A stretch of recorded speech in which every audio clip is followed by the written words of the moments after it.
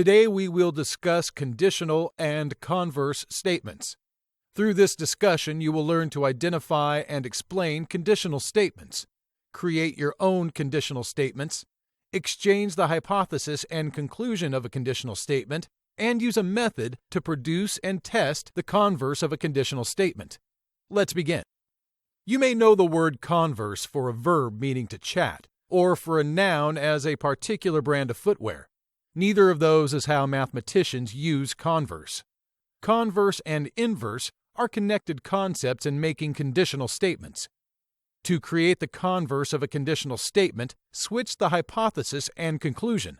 To create the inverse of a conditional statement, turn both hypothesis and conclusion to the negative. Here is an example.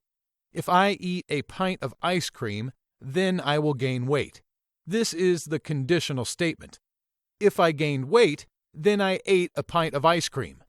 This is the converse of the conditional statement. If I do not eat a pint of ice cream, then I will not gain weight. This is the inverse of the conditional statement.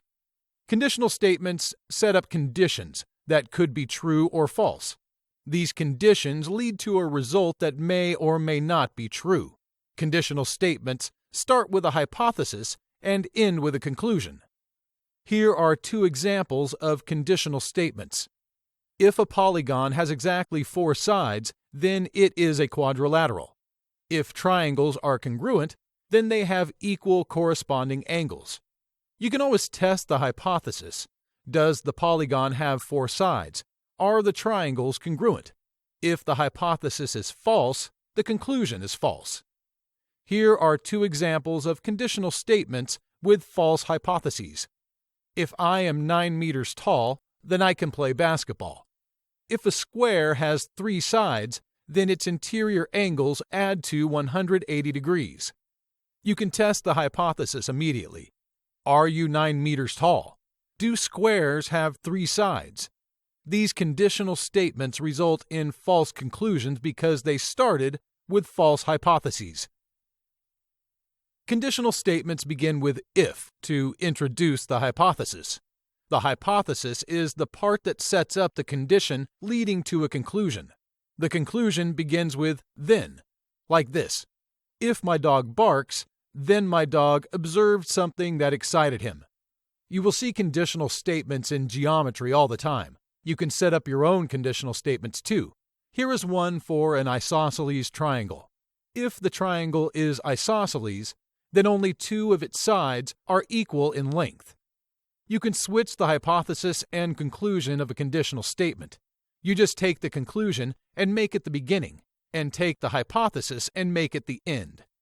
If the triangle only has 2 sides that are equal in length, then it is an isosceles triangle.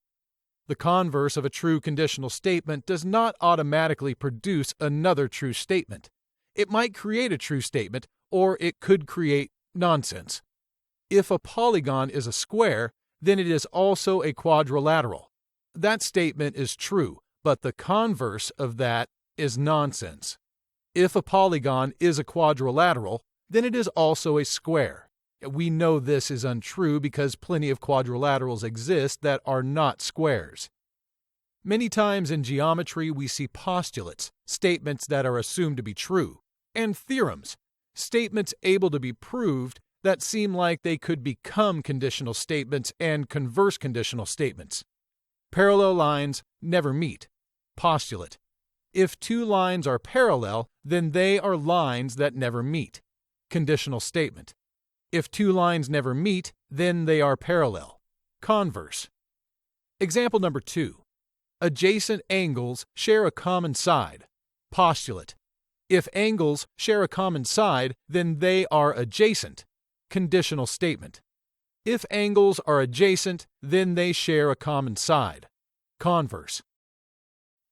Some postulates are even written as conditional statements. If 2 parallel lines are cut by a transversal, then the corresponding angles are congruent. If 2 points lie in a plane, then the line joining them lies in that plane.